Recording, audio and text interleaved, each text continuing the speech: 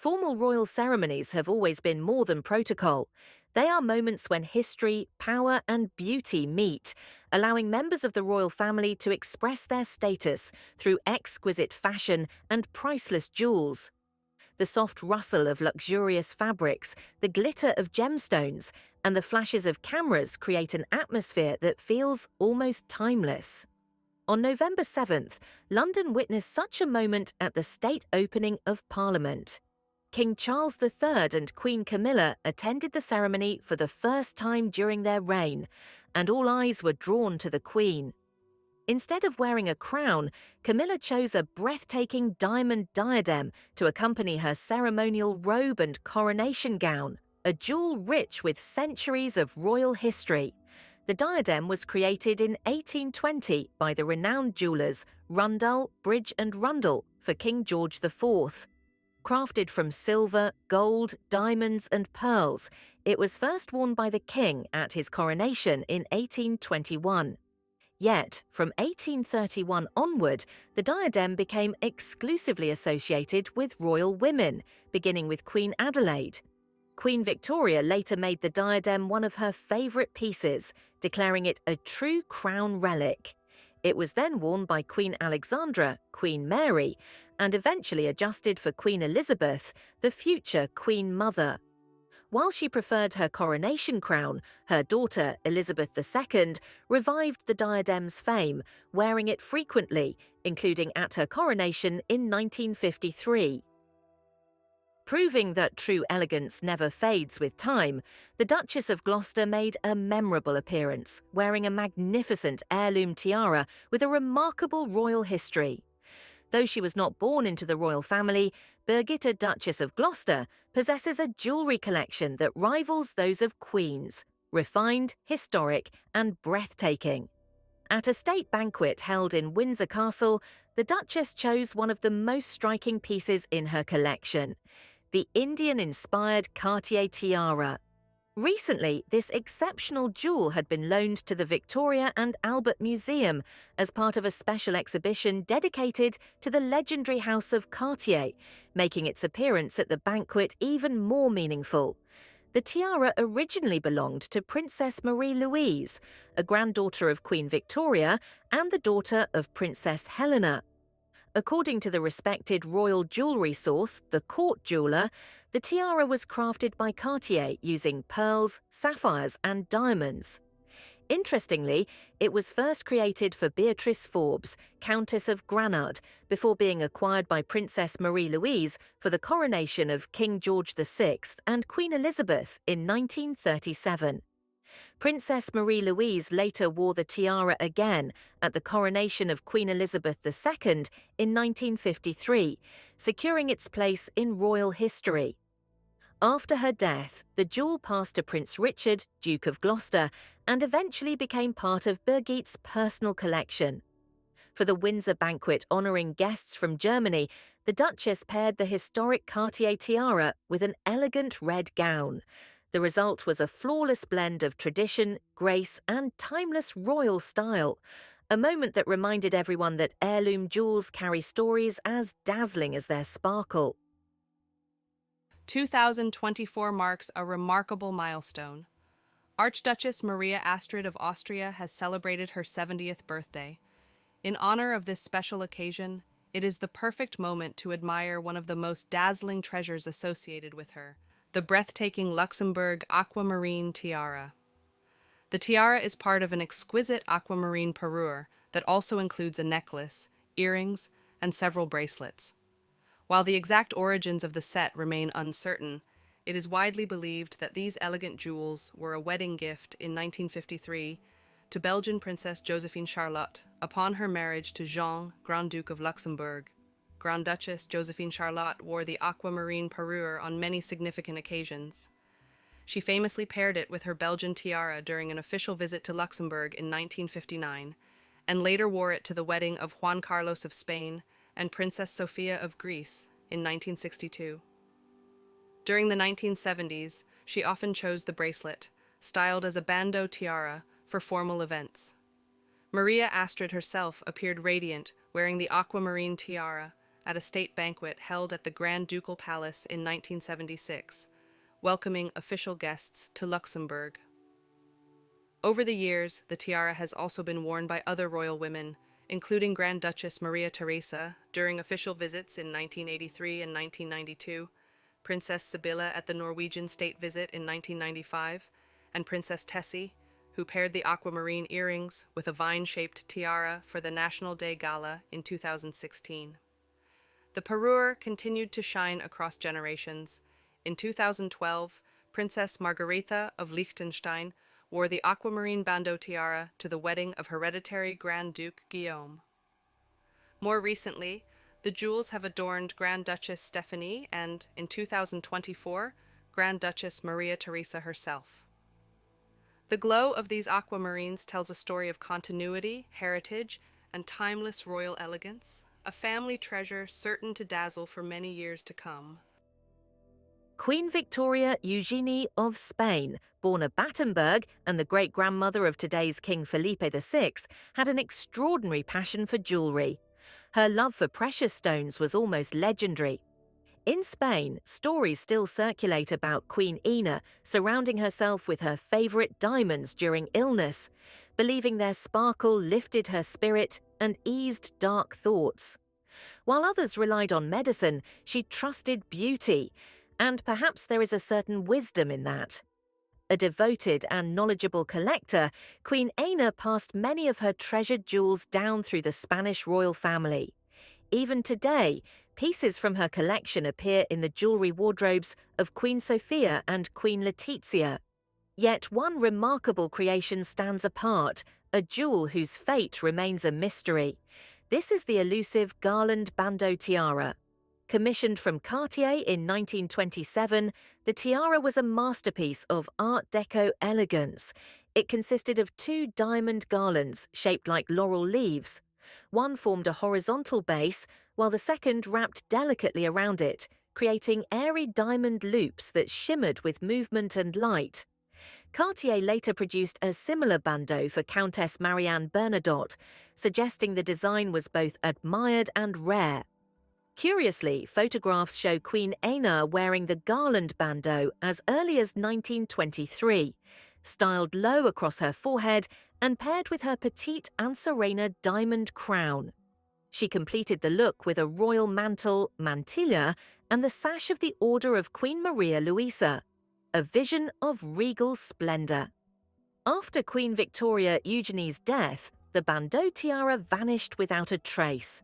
It was never listed among jewels sold during her exile, leading many to believe it was dismantled and transformed into another piece.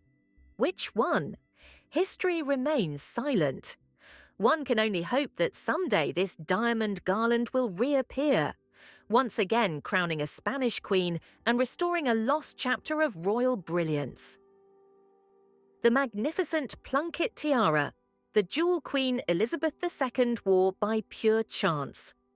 Throughout her long reign, Queen Elizabeth II wore countless tiaras drawn from the royal vaults, with one remarkable exception. This is the story of the so-called Plunket tiara, a jewel that came to the Queen's rescue one dramatic evening in early January 1973. The owner of the tiara was Patrick Plunket, 7th Baron Plunket, not a jeweller but a trusted courtier and one of the closest confidants of Elizabeth II. Orphaned at 15 after his parents died in a plane crash, Plunket was educated at Eton and served in the Irish Guards. He later became master of the household, overseeing royal banquets, state receptions, and private family events for more than 20 years. Tall, charismatic, and discreet, he was a steady presence in the Queen's life and a source of quiet support during difficult personal moments. On January 3, 1973, the Queen was due to open the Fanfare for Europe concert at the Royal Opera House in Covent Garden, celebrating Britain's entry into the European Economic Community. She was impeccably dressed until disaster struck. On the way to the theatre, her tiara broke. There was no time to return to the palace. Plunket lived along the route of the royal procession. Without hesitation, he offered a solution, a diamond tiara from his own safe. And so that evening, Queen Elizabeth II arrived wearing the Plunket tiara, elegant, modern, and perfectly suited to her gown. To the public, nothing seemed amiss. The night remained tense, with protests greeting the Queen and Prime Minister Edward Heath outside the theatre. Yet inside, the monarch shone as always, thanks to a friend's quick thinking. Purchased by Lord Plunket in the 1960s from the London jeweller Wartsky, the tiara had appeared previously in fashion magazines but was never intended for royal use. Today, its whereabouts are unknown. What remains is the story, a rare moment when friendship, chance, and diamonds briefly rewrote royal protocol. Queen Mary revives a forgotten cameo tiara. After 150 years. In a remarkable turn of events this year, Queen Mary of Denmark unveiled a forgotten royal treasure that had been hidden away for over a century and a half.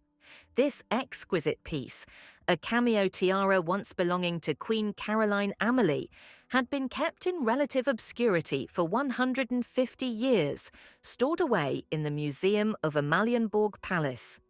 But now, after more than a century of silence, it is being brought back into the spotlight, with plans for it to be prominently displayed in the permanent Treasury exhibition beneath Rosenborg Castle. The tiara, which dates back to around 1820, is a breathtaking example of early 19th century craftsmanship. It is adorned with 11 semi-precious cameos, each carefully set in intricately carved gold.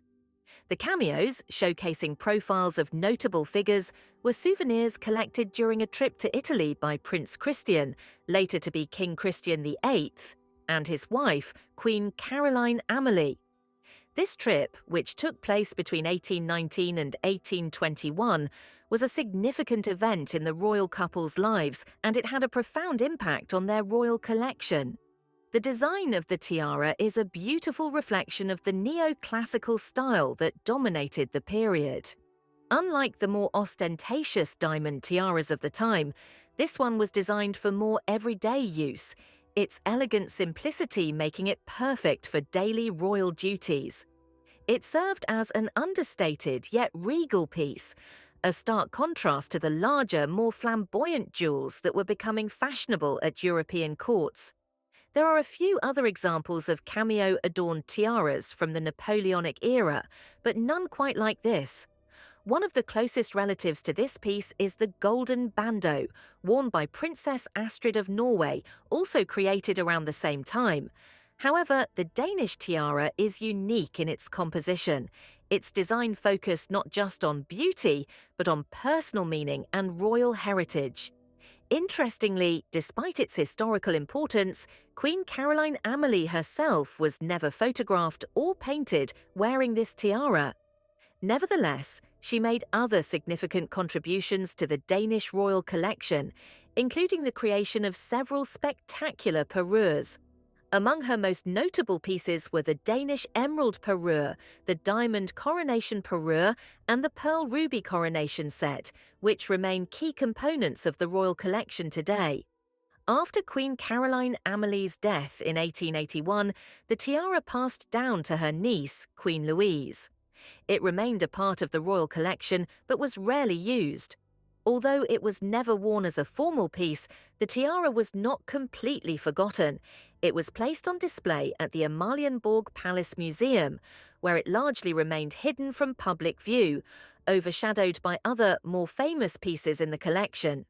Over the years, its significance waned, and it was quietly ignored by many. However, all of that changed during a state visit to Finland.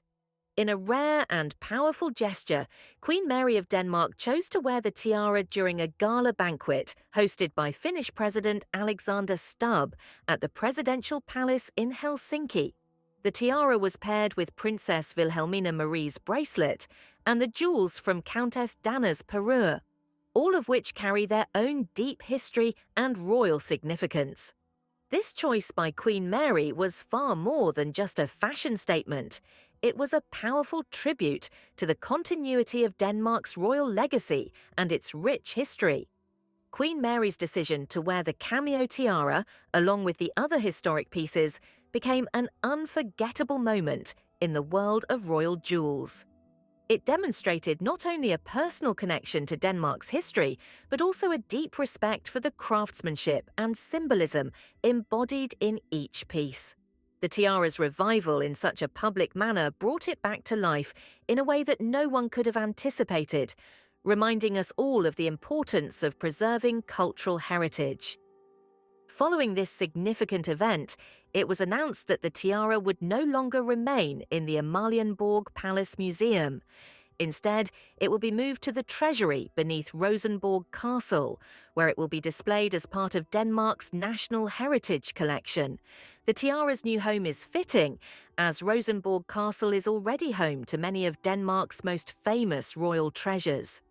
This exhibition will allow visitors to see not only this incredible tiara, but also other pieces that have shaped Denmark's royal history, from the emeralds of the Danish crown jewels to the elegant diamond tiaras passed down through generations.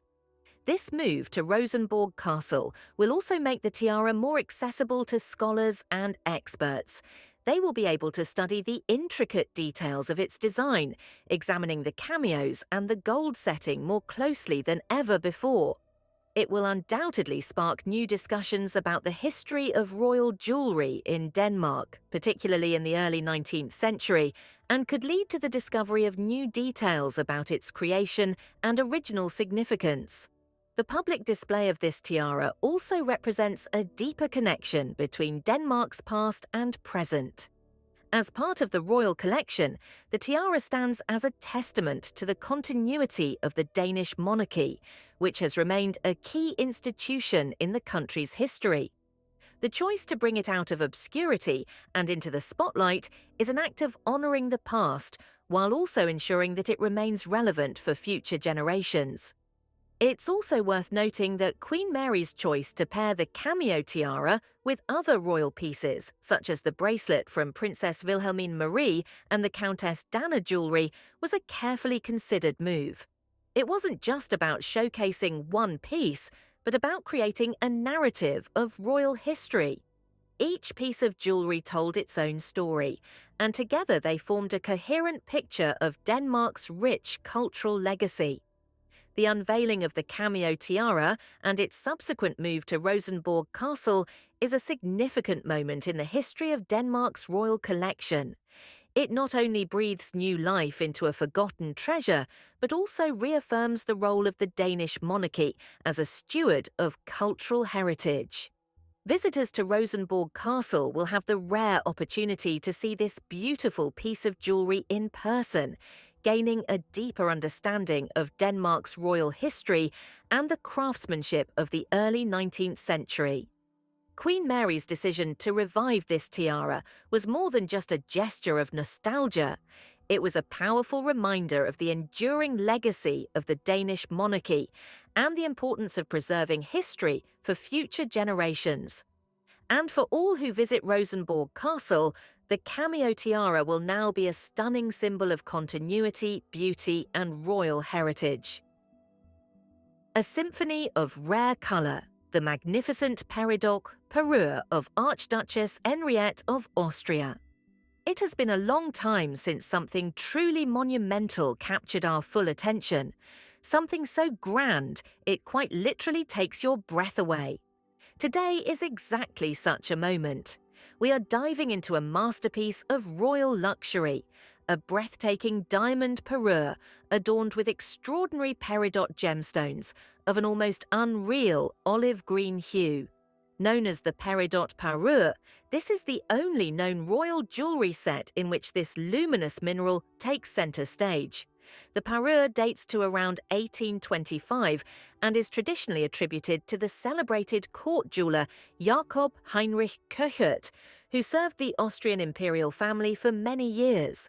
The set consists of a tiara, a necklace, a pair of earrings, and an impressive corsage brooch.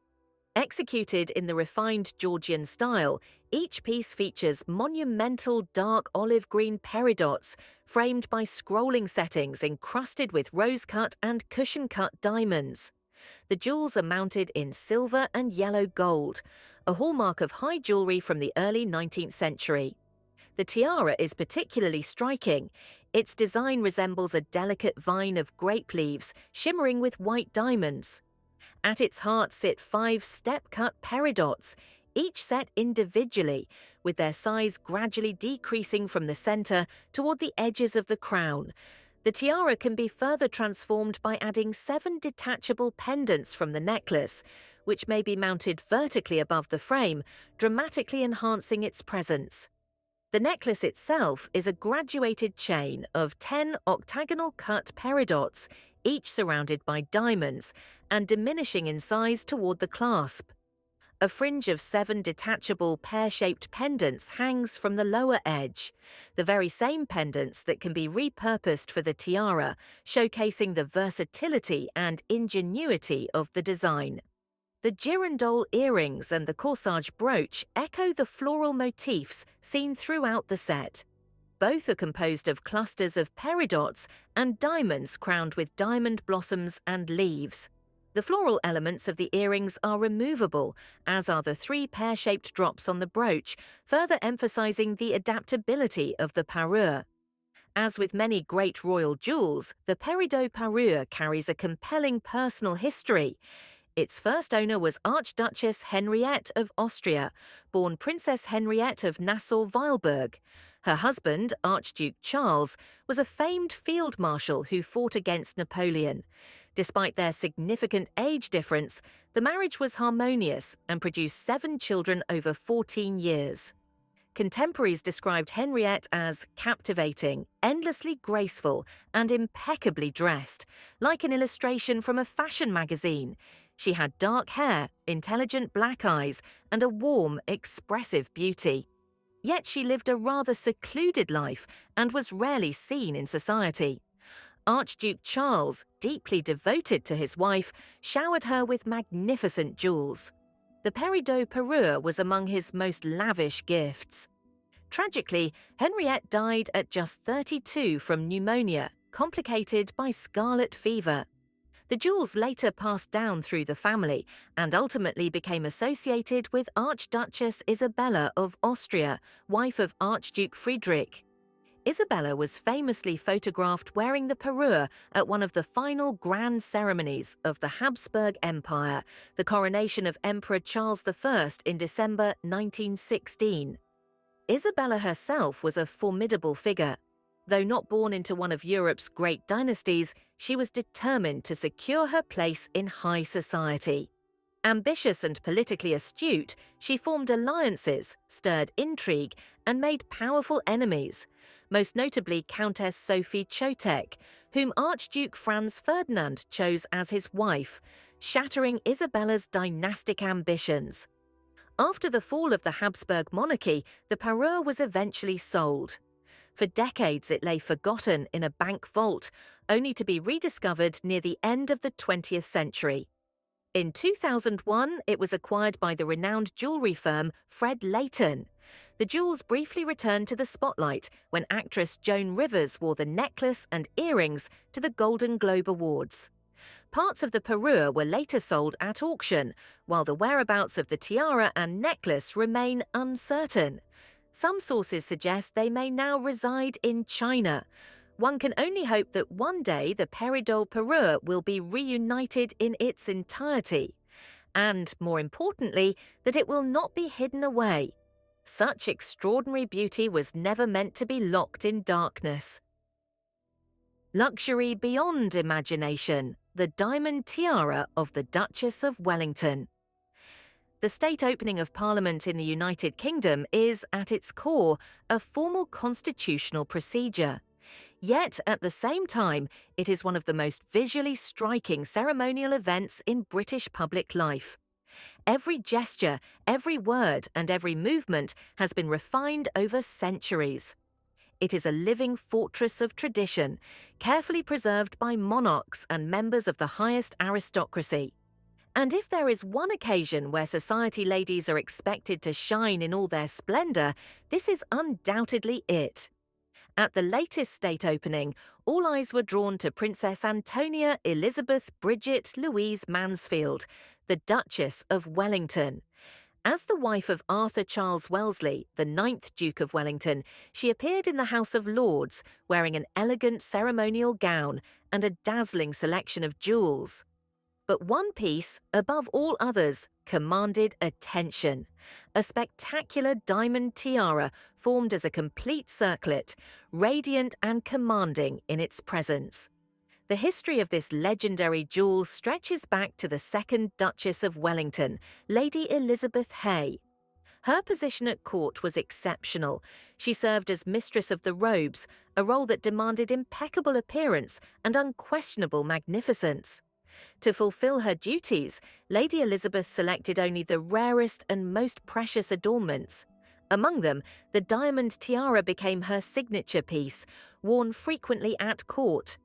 Designed as a full hoop crowned with tall, open-work diamond peaks resembling stylized petals, the tiara was so magnificent that admirers often referred to it simply as a crown. The tiara later passed to Kathleen Williams, the wife of the 4th Duke of Wellington. She reserved the jewel for the most significant ceremonial occasions. In 1902, she wore it for the coronation festivities, pairing it with a sumptuous gown and a formal mantle, reinforcing the tiara's association with moments of historic importance. Decades later, the jewel re-emerged at another pivotal moment. In November 1976, the engagement of Charles Wellesley, Kathleen Williams's great-grandson, to Princess Antonia was officially announced. The union itself was remarkable, linking an ancient royal lineage with one of Britain's wealthiest families. Princess Antonia was the daughter of Prince Friedrich of Prussia and Lady Brigid Guinness, making the marriage a powerful alliance of heritage, status, and influence.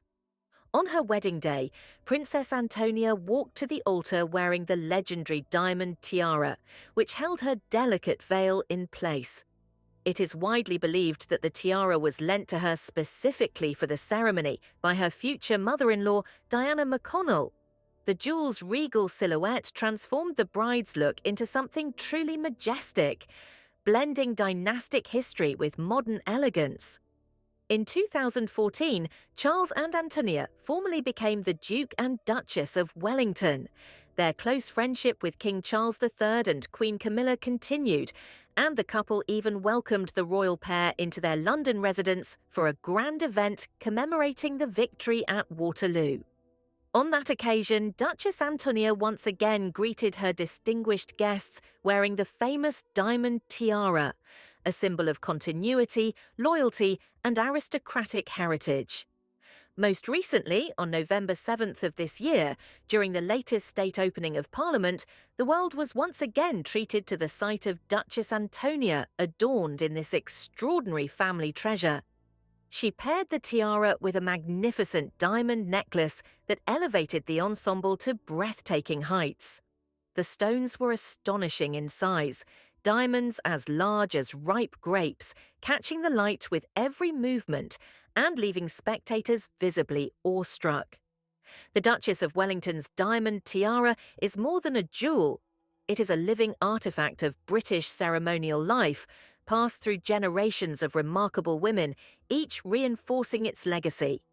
In moments like these, jewellery transcends adornment and becomes history itself, worn, witnessed, and admired in real time. Sparkling with grace, floral buds in the wedding tiara of Sweden's future queen. Tragedy does not choose its victims. Ordinary people face loss and grief, and so do members of royal families. No title, no crown, and no privilege can shield anyone from sorrow. Death, indifferent and impartial, places all in the same line. Yet it is often through grief that the most moving stories of devotion, resilience, and quiet strength are born. This is one such story, one that begins in darkness but unfolds into a tale of love, determination, and dazzling jewels worthy of a queen. Exactly 100 years ago, a wedding took place that united the future King and Queen of Sweden. With this marriage, the Swedish royal jewellery collection gained several remarkable treasures. But before we speak of jewels, we must first revisit the wedding itself. The bride was Lady Louise Mountbatten, the daughter of the Marquess and Marchioness of Milford Haven. Before meeting her future husband, she lived a lively social life, one that frequently fueled rumours and speculation. How much of it was true remains unknown. Despite changes in titles over time, the Mountbattens remained closely connected to the extended British royal family, moving comfortably within Europe's higher circles. In the summer of 1923, newspapers suddenly announced that Crown Prince Gustaf Adolf of Sweden, then visiting London, had proposed to Lady Louise. The news shocked society. Only 3 years earlier, the prince had lost his first wife, the mother of his 5 children. Yet, by the end of June, it was confirmed that Louise had accepted his proposal, and the wedding date was set for November 3rd, 1923. The ceremony took place at the Royal Chapel of St. James's Palace and was every bit as magnificent as expected for figures of such stature. Louise wore an extraordinary wedding gown made of hand-woven silver Indian gauze. A long train flowed behind her, edged with an exquisite gold border.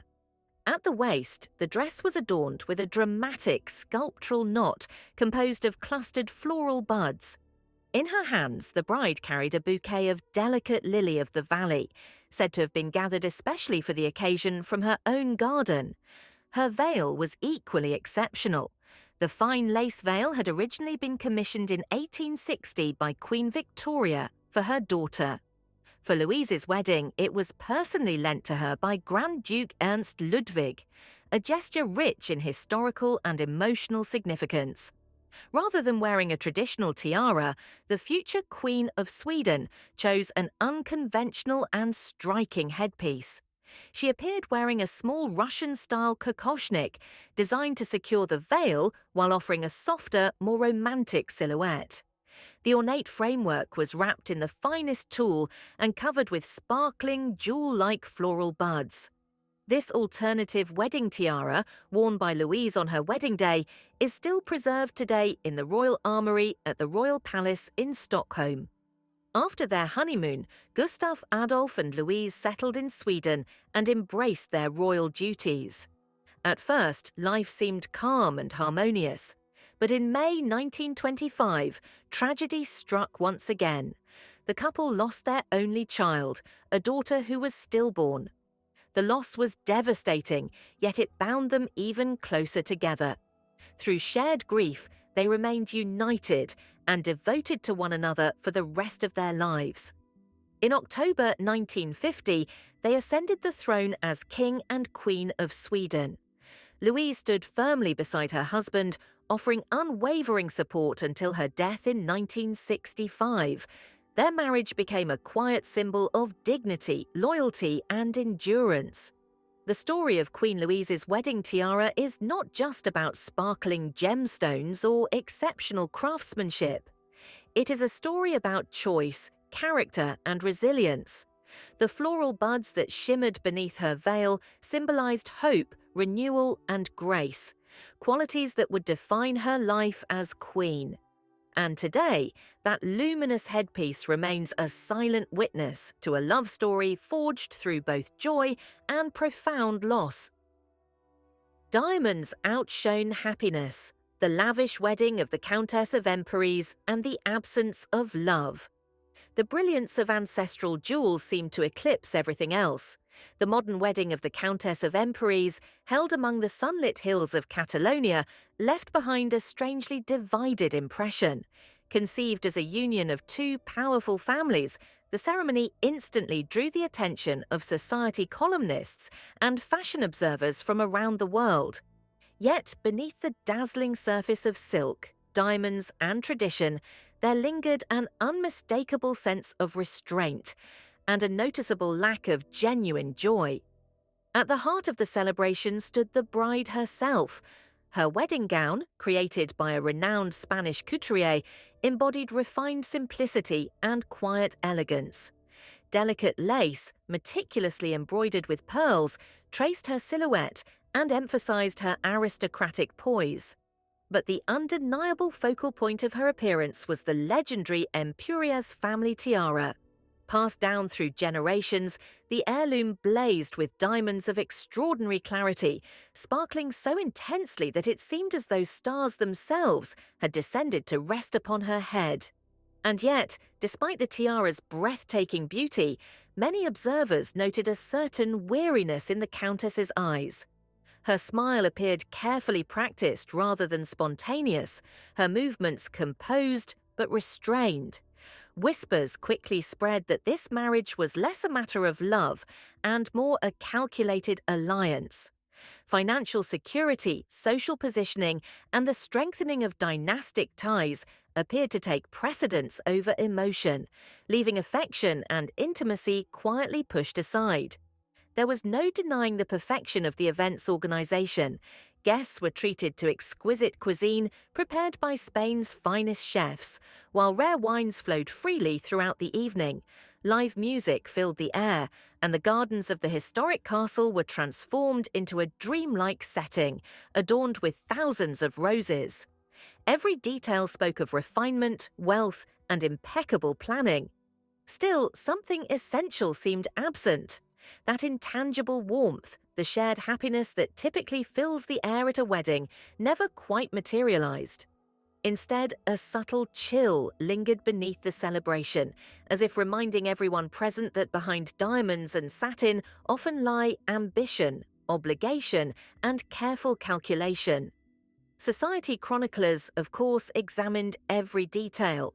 The bridal bouquet of white orchids, symbolizing purity and elegance, was praised for its beauty, but criticized by some as emotionally distant and austere. The guest list, featuring ancient aristocratic names alongside influential business figures, was dissected at length. Even the wedding gifts, rumored to be extravagantly expensive, became a topic of fascination. Yet, amid all this scrutiny, one essential question was curiously overlooked. Was the bride truly happy?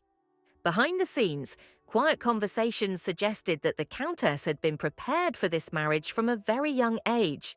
Raised with a strong sense of duty to her family and lineage, she was taught to value responsibility over romance, strategy over passion. Love, if it came at all, was expected to follow, not to lead. Perhaps that was why, even on a day meant to celebrate joy, she seemed unable to fully surrender to the moment. The groom, by contrast, appeared entirely satisfied. He proudly presented his new wife as a symbol of achievement and status, his confident smile reflecting success rather than affection. There was admiration in his expression, but little tenderness, as though he saw in her not a beloved partner, but a valuable and prestigious union. Whether a marriage founded on calculation can evolve into something deeper remains to be seen. Time may soften ambitions, and shared life may yet awaken genuine attachment. For now, however, the wedding of the Countess of Empúries will be remembered by many as a flawless spectacle lacking a soul. A celebration where diamonds shone brighter than happiness, and where love, the most precious element of all, seemed strangely absent. She refused the funeral pyre, the independent Maharani Jind Kaur and her golden tikka. When Maharaja Ranjit Singh, the founder of the Sikh Empire in northern India, died, 11 of his wives, 4 queens and 7 royal concubines, voluntarily ascended the funeral pyre. They performed the ancient ritual of sati, choosing death alongside their husband. But there was a 12th wife. Maharani Jind Kaur refused to follow tradition. She chose life for the sake of her infant son, the last heir of the Lion of Punjab. That decision set her on a path unlike any other. Before admiring the jewels associated with her name, one must understand her life. This is the story of an extraordinary woman who fought for her son's inheritance and for the future of her people. Jind Kaur was born in 1817 in Chachar, the daughter of Mana Singh, a keeper of the royal kennels. Ambitious and determined, her father dreamed of marrying his beautiful daughter to the Maharaja himself. He praised her beauty and talents, promising that she would restore the ruler's youth. In 1835, the dream came true. Jind Kaur became the 17th wife of Ranjit Singh. 3 years later, shortly before the Maharaja's death, she gave birth to a son, Duleep Singh, his final child. Ranjit Singh's empire stretched from the Indian Ocean to the Himalayas, bordering British India to the south. His court was legendary for its patronage of art and science and for its unimaginable wealth. Foreign envoys marveled at palace halls glittering with gemstones and brilliant colors. When the Maharaja died, his body was carried to the funeral pyre on a golden vessel, complete with gilded sails meant to carry him to paradise. With his death, the empire began to crumble. Successive heirs were murdered, and in 1843, 5-year-old Duleep Singh was proclaimed Maharaja, with Jind Kaur ruling as regent. Intelligent and resolute, she became the greatest obstacle to British expansion through the East India Company. 2 wars followed, ending in the annexation of Punjab. In 1847, she was deposed, imprisoned and exiled. British authorities considered her dangerous, calling her the Messalina of Punjab. In 1849, she escaped captivity, leaving behind a mocking note: "You locked me in a cage, yet despite your guards and locks, I escaped by magic." She fled to Nepal, where she lived under protection but in isolation, separated from her son. Young Maharaja Duleep Singh was taken to Britain, raised under British supervision, converted to Christianity, and groomed as an English gentleman. Years later, believing Jind Kaur no longer a threat, British authorities allowed mother and son to reunite. After 13 years apart, they met again and travelled to England together. Jind Kaur died in Kensington just 2.5 years later, in the land of her former enemies. Her jewels were inherited by her only son. One remarkable relic eventually passed to her granddaughter, Princess Sophia Duleep Singh, a traditional Indian tika. This golden ornament descends from the hair parting to the centre of the forehead. Crafted in Lahore in the early 19th century, it features crescent-shaped elements set with crystal and rubies, crowned with a floral motif.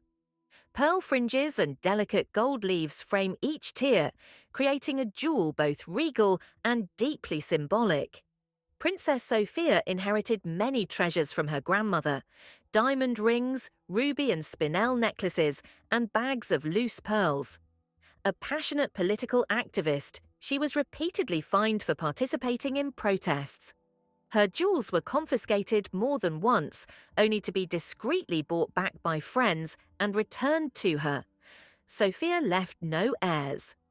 After her death in 1948, the tika passed through private hands before being exhibited internationally and eventually sold at auction in London in 2020.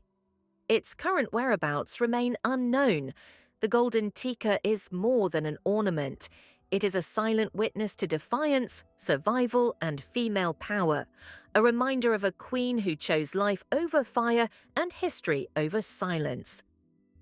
In the glittering world of the British monarchy, where every pearl, sapphire, and diamond tells a story of legacy and power, few figures capture the imagination like the Duke and Duchess of Gloucester.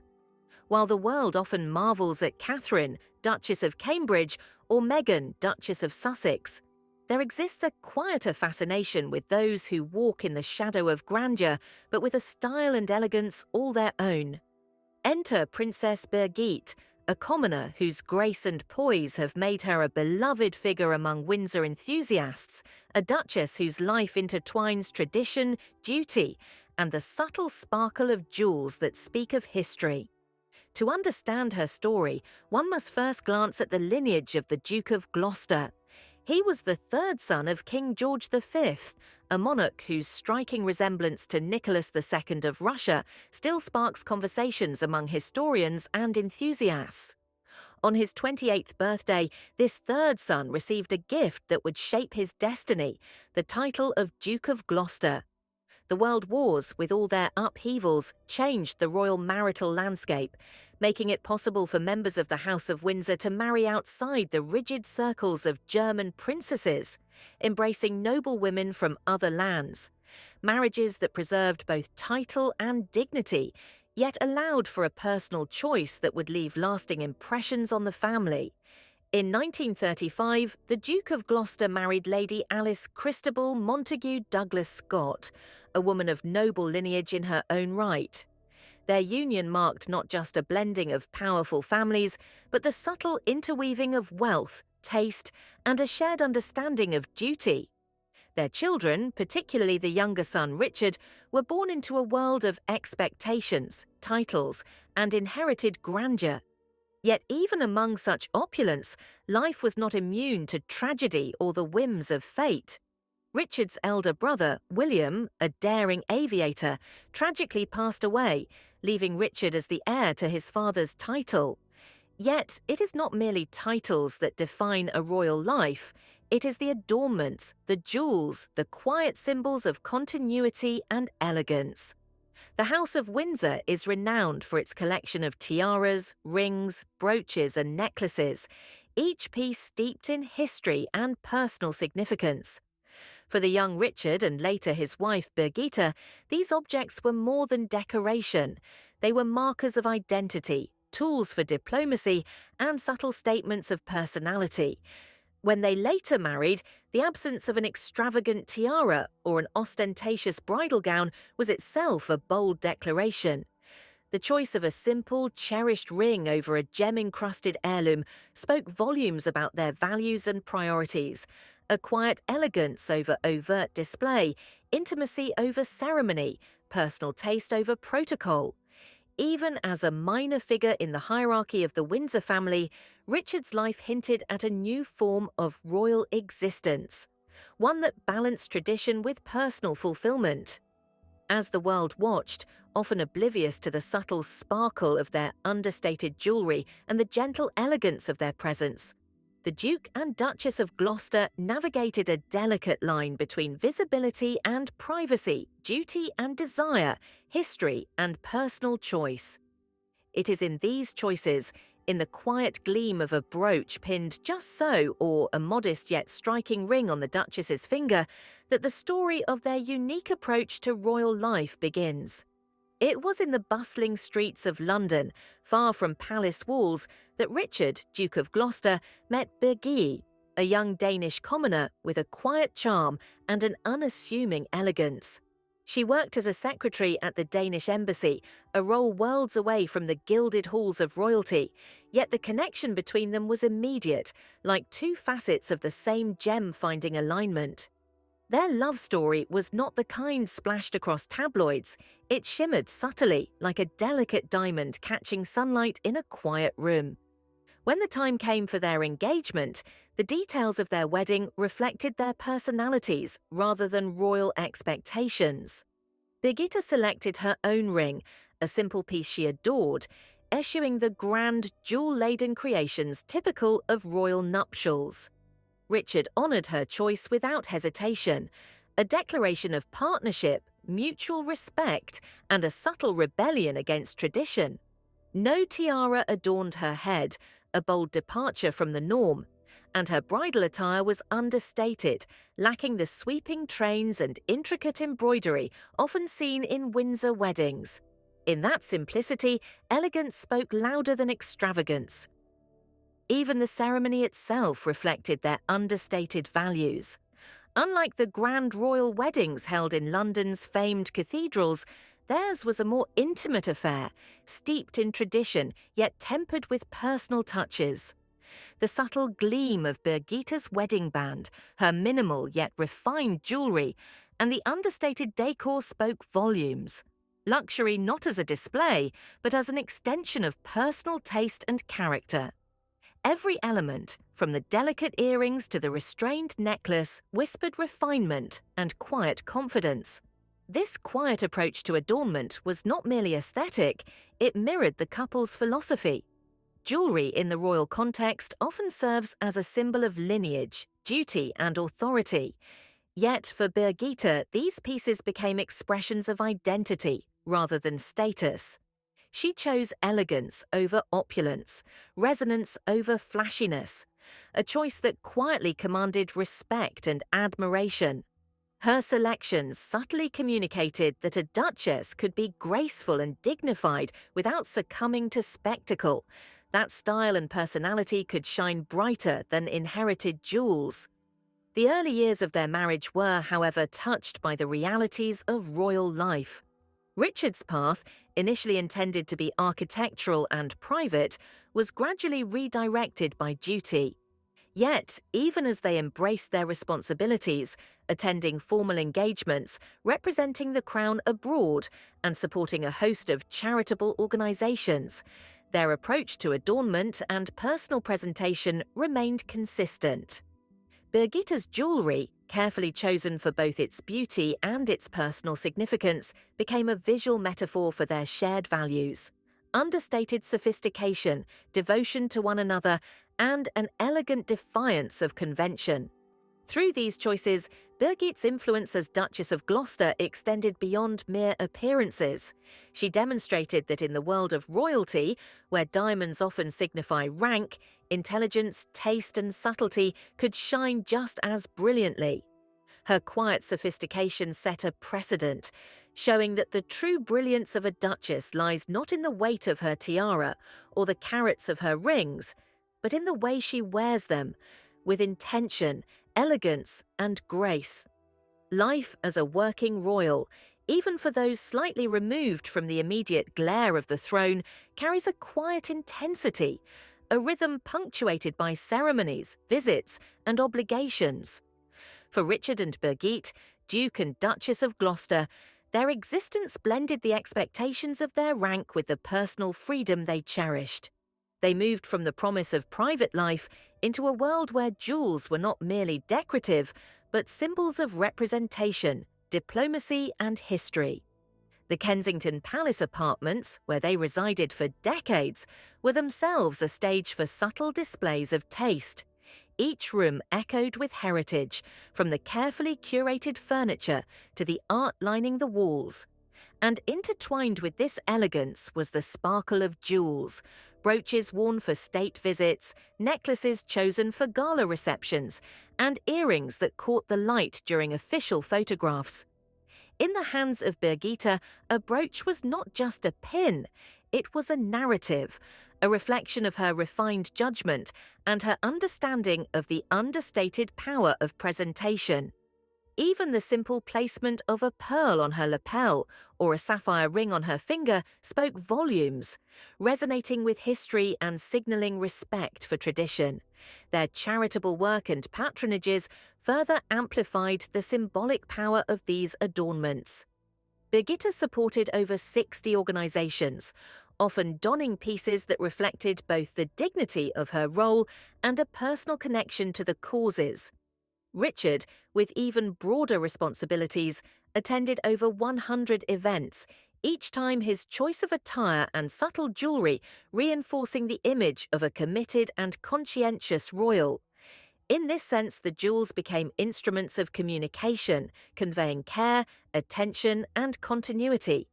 Even beyond appearances, the couple's lifestyle reflected their unique approach to royal duty. Unlike many of their relatives, they were known for seeking a balance between public expectation and private life. Richard continued to nurture his early passion for architecture, bringing a practical sensibility and a cultivated eye to his engagements. Birgitte's choices, from wardrobe to jewelry, highlighted her role not as a performer of spectacle, but as a figure of quiet elegance. Someone whose presence commanded attention without demanding it. Every ring, bracelet, or pair of earrings became a testament to thoughtful curation, each piece chosen to harmonize with the occasion and the wearer's own temperament. Even casual appearances showcased this philosophy.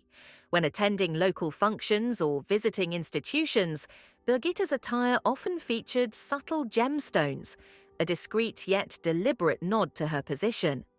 Pearls, sapphires, and emeralds became her signature language, their glow complementing her demeanor rather than overshadowing it. The Duchess showed that jewelry could be both expressive and respectful, conveying heritage, taste, and a personal story all at once. In an age where royal fashion can dominate headlines, her restrained elegance offered a masterclass in the art of understated luxury. Through decades of public service, Birgit and Richard demonstrated that true aristocratic sophistication lies in balance. One does not need excessive sparkle to shine. Rather, it is the harmony of character, history, and the right adornments that create an aura of enduring grace. The jewels, carefully chosen and consciously worn, became extensions of their personalities, silent narrators of a life that bridged private passions with public obligations. As the years passed, the Duke and Duchess of Gloucester became fixtures of the royal landscape, their presence quietly commanding respect at ceremonies, coronations, and official visits. Yet even in these grand settings, Birgitte's approach to adornment remained deliberate and refined. She did not rely on extravagant displays of wealth. Instead, she let the subtle brilliance of her jewels speak. Pearls, sapphires, and delicate diamonds were chosen not merely for their value, but for their resonance with occasion, attire, and mood, transforming each appearance into a lesson in elegance. At major events, such as the coronation of King Charles III, Birgitte's poise stood out. Positioned prominently among her relatives, her understated yet sophisticated jewelry drew quiet admiration. A sapphire brooch pinned just so, a string of pearls resting lightly against her collar, and a modest but radiant ring. All elements harmonized with her ensemble, each piece telling a story of heritage, choice, and quiet influence. In the world of royal protocol, where ostentation often dominates, her selections became an example of how restraint can amplify presence, and how jewels, when chosen with care, serve as both ornament and statement. The Duchess's style extended beyond formal occasions.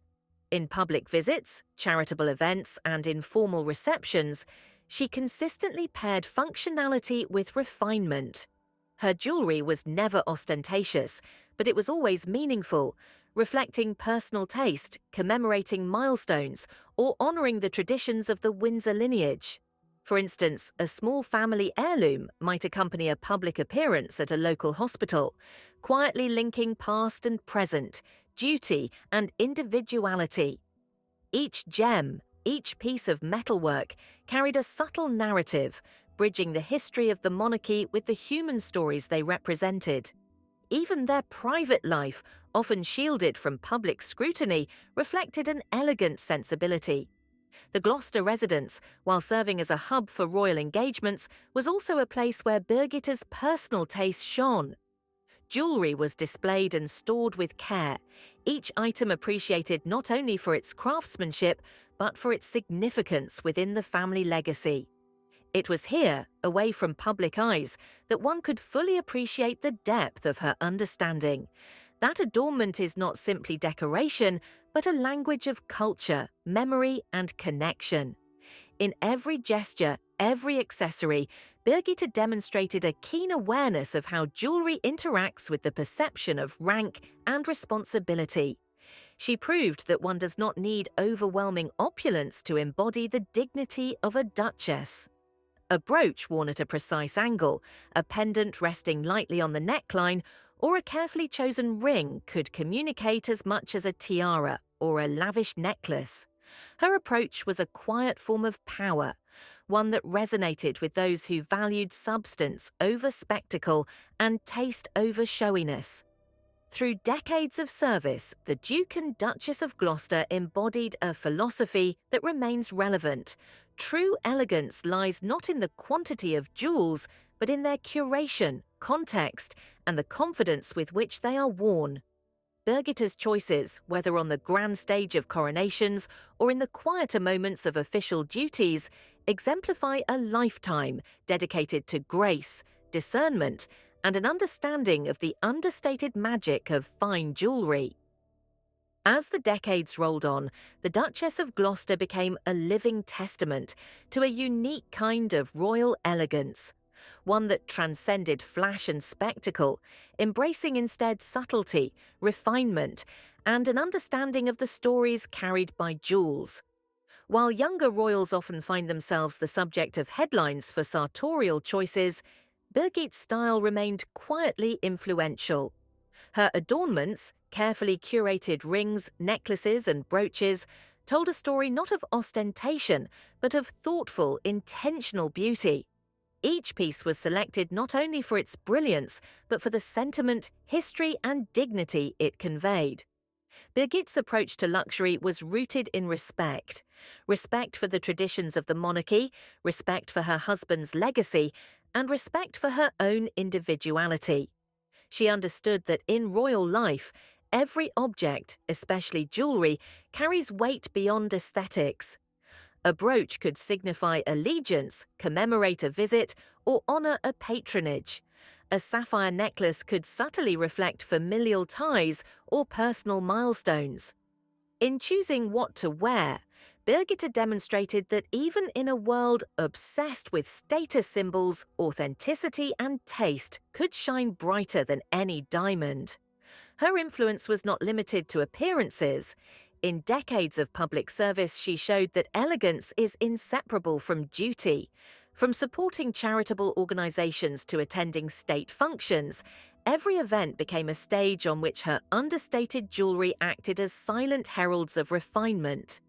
Pearls draped delicately over her wrist, a gold chain resting lightly against her neck, or a subtle yet striking brooch pinned to a lapel, all communicated intention, sophistication, and a continuity of legacy. Unlike the occasional flamboyance of other royals, Birgitte's choices suggested that restraint can command more attention than extravagance. This philosophy extended to her personal life as well. Her home, a private sanctuary from the public eye, reflected her understanding of beauty and value. Jewellery was not merely stored or displayed, it was appreciated, respected, and connected to memories. The Duchess's life was a lesson in harmonising luxury with simplicity, demonstrating that a life adorned with meaningful treasures can be profoundly rich without ever appearing ostentatious. Each jewel, each choice, became a quiet narrative of taste, loyalty, and poise. As she neared her 80s, Birgitte's presence at major royal events continued to draw admiration, not for scandal or sensationalism, but for the integrity and consistency of her style. She embodied the notion that a true duchess is defined less by the number of gems she wears, and more by the wisdom, restraint, and elegance with which she carries them. Her life is a testament to a subtle form of royalty, where grace, dignity, and the quiet sparkle of carefully chosen jewels create a lasting impression far beyond fleeting trends. Through her decades of service and personal devotion, Birgitte has shown that being a duchess is as much about character as it is about crown jewels. Her legacy is woven into the fabric of the monarchy, visible in the deliberate shimmer of her necklaces, the understated brilliance of her rings, and the silent power of her brooches. In the modern era, she reminds us that true luxury is not about excess, but about intention, taste, and the quiet glow of elegance that lasts a lifetime. In reflecting upon the life of the Duchess of Gloucester, one realises that her story is not only about royal duty, lineage, or public appearances. It is also a tale of how personal taste, elegance, and the artful use of jewellery can define a legacy. In a world where gemstones often signify power and wealth, Birgitte has demonstrated that true sophistication lies in intention, subtlety, and the harmony between character and adornment. The diamonds, pearls, and sapphires she chooses are not mere accessories. They are instruments of self-expression, extensions of identity, and silent narrators of a life lived with dignity and grace. Modern audiences often look to royal figures as icons of style, influence, and aspiration. Yet, Birgitte's influence is different. It is not sensational, it is not dictated by the tabloids, and it is rarely headline-grabbing. Instead, it is cumulative, built over decades through consistent choices, understated elegance, and the quiet power of example. Her jewelry, carefully curated, meaningfully worn, communicates lessons about taste, restraint, and the delicate balance between public expectation and personal preference. In every brooch pinned, in every necklace draped, and in every ring she wears, one can see a story of heritage, loyalty, and the nuanced art of living as a royal without losing oneself in spectacle. The Duchess also redefines what it means to be a modern royal.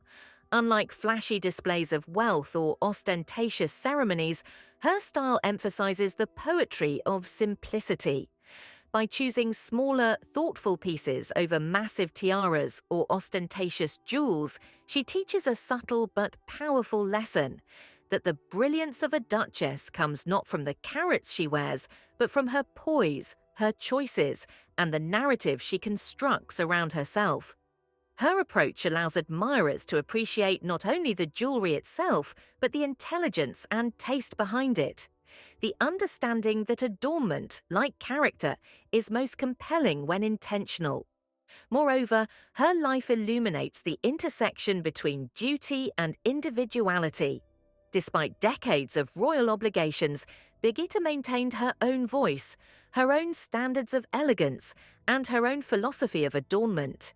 In doing so, she demonstrated that a duchess's power is often silent, manifesting in personal integrity, measured style, and the subtle messages conveyed through jewels, attire, and comportment. Her choices have influenced not just her contemporaries, but the generations that follow, establishing a benchmark for understated excellence and authentic aristocratic style. Ultimately, the legacy of Birgitte, Duchess of Gloucester, is about more than lineage or titles. It is about cultivating a life that honors tradition while embracing personal identity. A life where the sparkle of a jewel mirrors the quiet brilliance of character. In the world of royalty, where the ostentatious can overwhelm, she shows that elegance, discernment, and grace remain the most enduring adornments. Through her decades-long journey, she has defined what it truly means to be a duchess. Not merely a figure in a crown, but a person whose presence, taste, and subtle jewels leave a lasting impression, reminding us all that refinement and wisdom outshine even the most dazzling diamonds.